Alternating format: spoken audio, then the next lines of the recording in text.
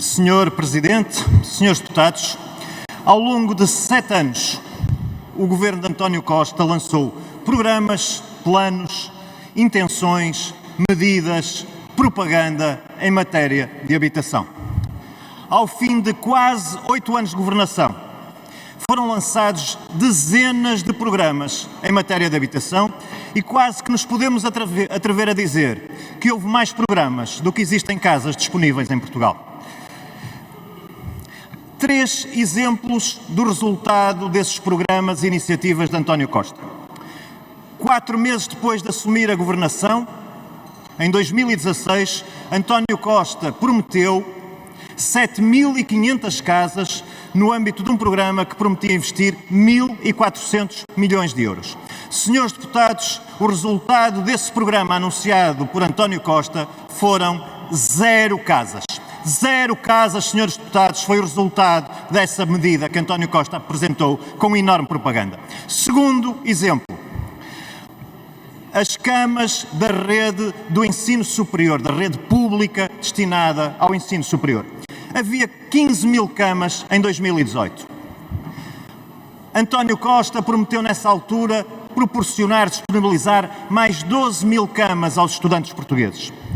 No ano letivo 2021-2022, havia disponíveis 15.340 camas. Esse plano extraordinário de António Costa resultou em mais 340 camas, senhores deputados, mais de 11.500 camas menos do que aquilo que tinha prometido, uma execução da promessa inferior a 3%.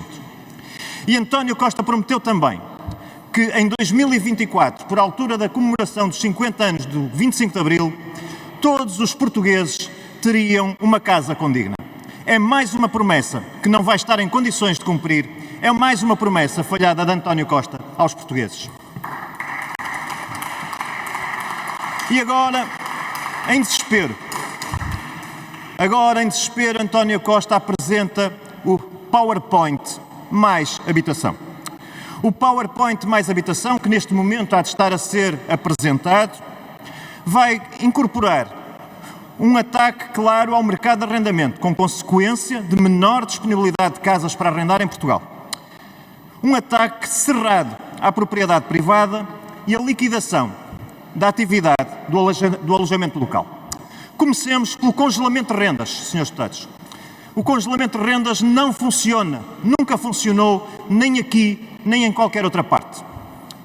A consequência do congelamento de rendas é sempre menos oferta no mercado de arrendamento e menor investimento na manutenção das casas, prejudicando a qualidade da oferta.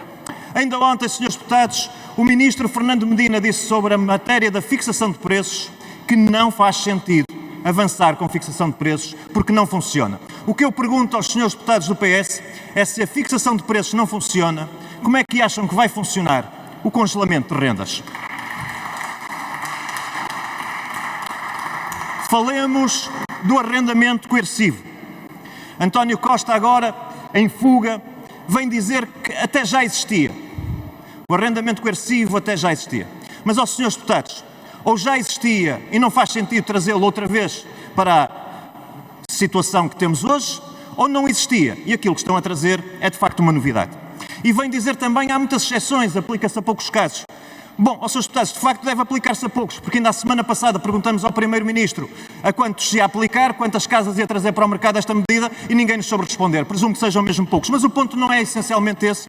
O ponto é, para poucas soluções, porque é que se introduz falta de confiança no mercado, porque é que se assusta as pessoas, porque é que se faz um terrorismo legislativo como aquele que se prepara ainda hoje. E mais, senhores deputados, estamos a falar de uma medida que é inconstitucional, porque também há um princípio constitucional que é o princípio da proporcionalidade. E onde está a moral, onde está a legitimidade do Estado para atacar propriedade privada quando tem milhares de prédios devolutos que não são postos à disposição da finalidade de disponibilizar habitação aos portugueses. Falemos também da questão da consulta pública, senhores deputados, nesta matéria. Houve uma consulta pública, toda a gente se pronunciou contra a medida do arrendamento coercivo. O Presidente da República, a Associação Nacional de Municípios, todos se pronunciaram. Pergunto, para que serve uma consulta pública que todos dizem que não faz sentido, quando todos dizem que não faz sentido avançar com esta medida, e o Governo insiste, do alto da sua maioria absoluta, com total arrogância, em aprovar essa medida na mesma medida. O Primeiro-Ministro António Costa, em matéria de arrendamento coercivo, é como o condutor que vai em contramão na autoestrada. Todos o avisam. E o Primeiro-Ministro não só não inverte a marcha, mas ainda apita, incomodado por aqueles que o estão a avisar. Não é admissível, vai ser uma catástrofe em Portugal. Falemos do alojamento local, senhores deputados. Falemos do alojamento local. A narrativa que se procurou instalar, que os investidores, os proprietários de alojamento local, são especuladores, que têm lucros astronómicos, que têm uma voracidade sem limites.